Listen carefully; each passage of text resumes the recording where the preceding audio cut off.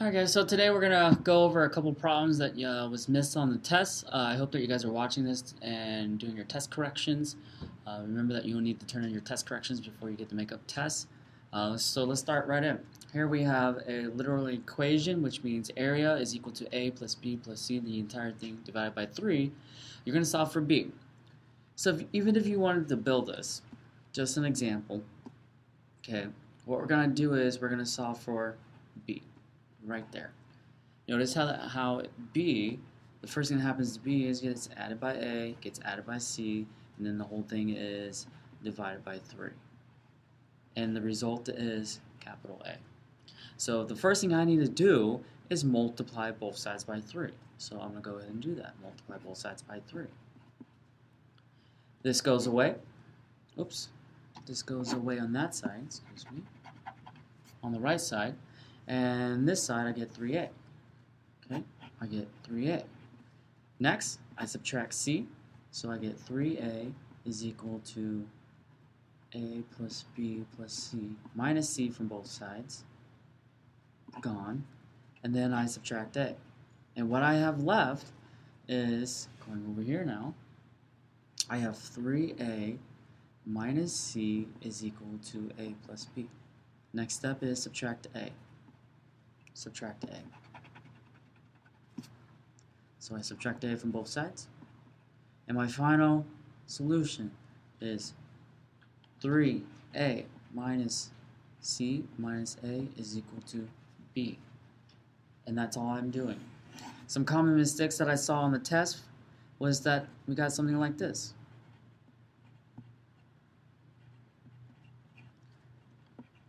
That's kind of close, but remember that if you put parentheses around this entire quantity right here, you end up having to distribute, and you get 3a minus 3 little a minus 3c is equal to b. That is not correct based on the orders operations here. Okay? Alright, let's go into another missed question on the test. I get the absolute value of 7p plus 4 divided by 8 is equal to 3. Only this top part, only the numerator is an absolute value. So the first thing I need to do is undo this dividing by 8. So I'm just going to go ahead and multiply both sides by 8. Or if you want to look at it as an 8 over 1, like that. Why? Because this is gone, and now I have 7p plus 4, the absolute value of that is equal to 24. I have nothing else to get rid of. Now I need to actually play inside the absolute value. So when that happens, what I'm going to do is I'm going to split it. And I'm going to go 7 with my parentheses plus 4 is equal to 24. Negative 7p plus 4 is equal to 24. And then from here, I just solve this one like I normally would. Because now once I split it, it becomes parentheses. And I get 7p is equal to 20. Divide both sides by 7. And I get p is equal to 27. And if you wanted to, you can convert that down to a decimal and round to the nearest hundreds. That's fine. One of the mistakes I saw on the test on this one is that some of you would distribute this negative with just the 7p. Remember that you have to do it with both terms. So you get negative 7p minus 4 is equal to 24. I add 4 to both sides. I get negative 7p is equal to 28. Divide both sides by negative 7. P is equal to negative 4. So my two solutions for the absolute value of 7p plus 4 divided by 8 is equal to 3. I have negative 4 and 27. And that's my solution for that one. Okay. Let's go to the second one. I have v plus 5.5 squared minus 3 is equal to 726. I saw some of you build this and then undo it. Let's try it real quick. Here's v. First thing that happens to it is get add 5.5, and then it gets squared, and then it gets subtracted by 3. So the first thing I need to do to both sides is add 3.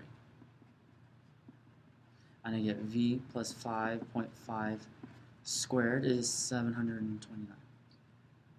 Next, I need to square root both sides. So I would square root both sides.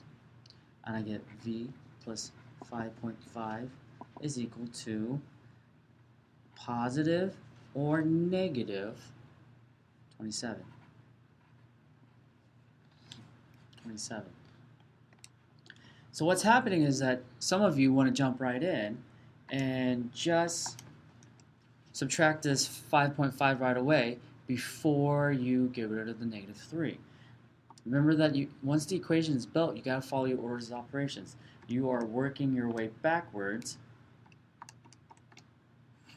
You're working your way backwards. You're undoing everything that happened. So you have to add 3 first to both sides. You have to get rid of all the extra parts on the outside before you really attack that square root or that the squaring function in here. So from here, some of you forgot that the square root of 729 is also positive or negative 27. Because of this, I'm going to split it twice. V plus 5.5 is equal to positive 27, or V plus 5.5 is equal to negative 27. And from here, subtract 5.5, subtract 5.5. Okay, this is gone, and I get V is 21.5. And this one I subtract 5.5, subtract 5.5, and I get V is equal to 32.5, negative 32.5. So my solution here are going to be negative 32.5 and 21.5, and it's going to be a set rather than an ordered pair.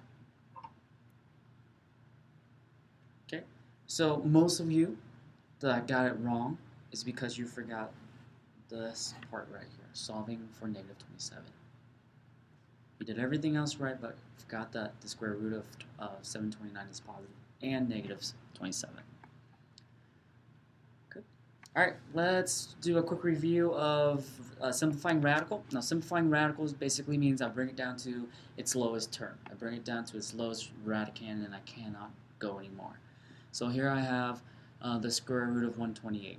If you cannot find, if you don't know the perfect square that goes into the of 128, you can just start with 2. The square root of 2 times the square root of 64. Make sure that it works. Make sure that 2 times 64 does equal 128. Remember that the rule for multiplying square roots is if you have the square root of a times the square root of b. Since we're multiplying here, we can put them all underneath the radical symbol a times b. So in this case, the square root of 2 times the square root of 64 will become the square root of 128. So the square root of 2 is the lowest it can go. I'm just going to go ahead and leave it alone. The square root of 64 is definitely 8. And just like when you guys are doing your prime factorization or your factor tree, you multiply everything that's left. So I have 8 times the square root of 2, or just 8 square root of 2. And that's the lowest I can go. I will show you a common mistake that I saw on the test, which was the square root of 128. Some of you did start with the square root of 2 and times the square root of 64. Now, this is where some confusion happened. We're not playing with positive 64 here. We're playing with the square root of 64. So when you guys go like this, you change the value of the square root of 64. When you go 8 times 8, that does not equal the square root of 64. That equals 64.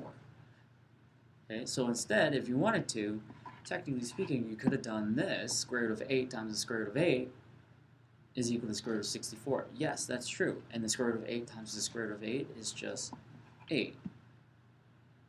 Or you can also break this down like this. You know that the square root of 4 times the square root of 2, do it twice.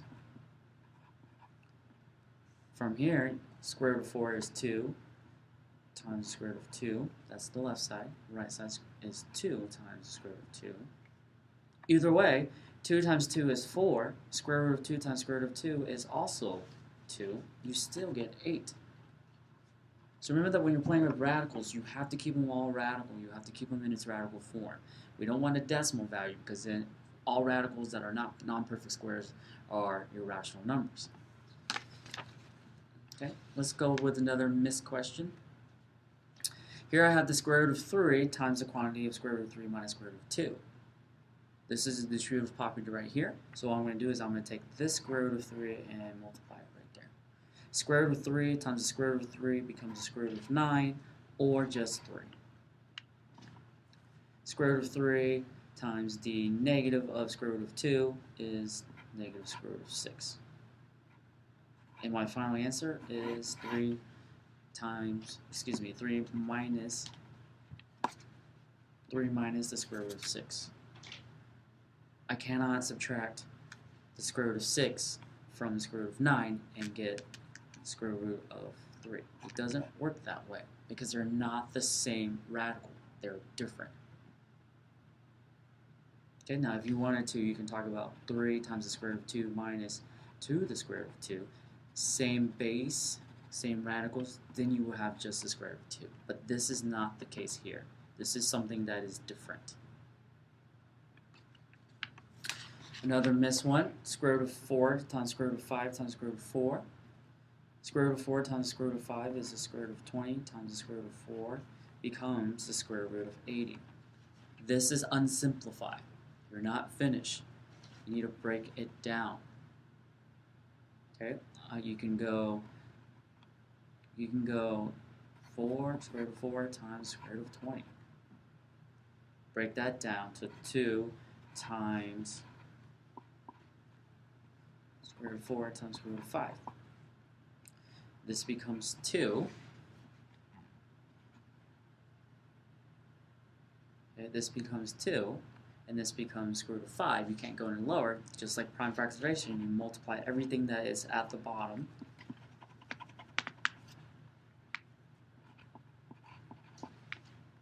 These three things came from here, here, and here.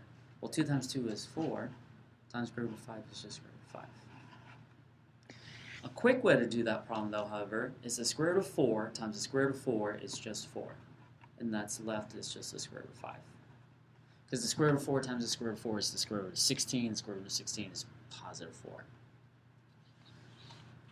Alright, let's go over this one. The square root of 54 divided by the square root of 6. Just like when we were multiplying, you guys can definitely break it up into 2 different individual chunks. And then simplify it that way. Or, I noticed that this whole entire thing is underneath the radical symbol. Do the math in here first. 54 divided by 6 is 9. And I just dropped the radical symbol. Square root of 9, 3. There's my answer. Yes, I can break down the square root of 54 and then break down the square root of 6, although I can't break down the square root of 6 at all. Okay, but what I can do is break down the square root of 54 to 9 times 6. Square root of 9 is 3. What's left underneath the radical symbol is the square root of 6. Bring this here, because that's the lowest you can go. And I still get 3 because square root of 6 divided by square root of 6 is just 1. All that's left is positive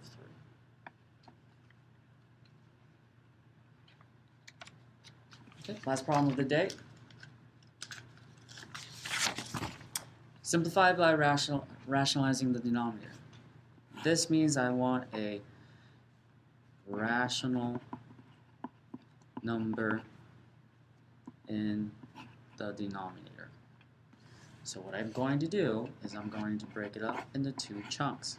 Square root of 2 divided by square root of 3. It's the same thing as saying square root of 2 divided by square root of 3. Those are the exact same thing. In order to get rid of the square root of 3, I'm going to multiply it, the bottom and the top, by the square root of 3. Square root of 3 times square root of 3 divided by square root of 3 is still 1. Square root of 3 times square root of 3 is the square root of 9, or just 3. Square root of 2 times square root of 3 becomes square root of 6. Look, this is it. I can't go any further. I cannot go square root of 2 times square root of 3 over 3 and cross that out. It doesn't work that way. Again, square root of 3 and 3 are not the same. So this would be incorrect. This would be your final solution. Okay, so hopefully that helped with some of your test corrections. If you have any questions, please send me an email and then turn your test corrections in, and then we'll go from there. All right, thanks guys.